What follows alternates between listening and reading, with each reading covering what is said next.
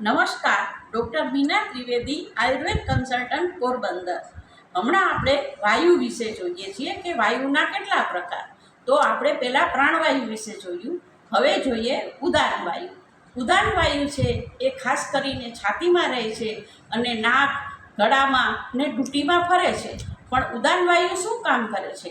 તો શ્વાસ બહાર કાઢવો, બોલવું, પદાર્થ ગ્રહણ કરવો, સ્મરણ શક્તિ આપવી, જોર કરવું વગેરે બધા કામો ઉદાન વાયુ કરે છે. અને પછી આપણે જોઈએ વ્યાન વાયુ. તો વ્યાન વાયુ છે એ ખાસ કરીને હૃદયમાં રહે છે અને આખા શરીરમાં ફરે છે. હૃદયની અંદર એની ગતિ વધારે છે અને આખા શરીરમાં પણ બીજા બધા વાયુ કરતાં પણ વ્યાન વાયુની ગતિ વધારે છે. વ્યાન વાયુ શું કામ કરે છે? તો ચાલવું, આપણે અંગને ઊંચા નીચા કરવા, આંખ ઉગાડ બંધ કરવી, બધા કામો વ્યાન વાયુ કરે છે. પછી સમાન વાયુ.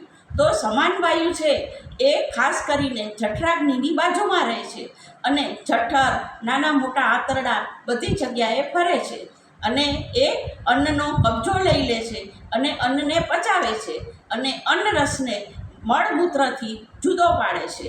એ સમાન વાયુનું કામ છે. પછી આવે અપાન વાયુ. અપાન વાયુ છે એ ગુદામાં રહે છે અને મૂત્રેન્દ્રિય અને મૂત્રાશયમાં ફરે છે. તો અપાન વાયુ શું કામ કરે છે?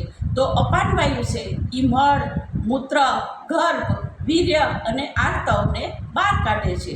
આ બધા કામ બધા વાયુના છે.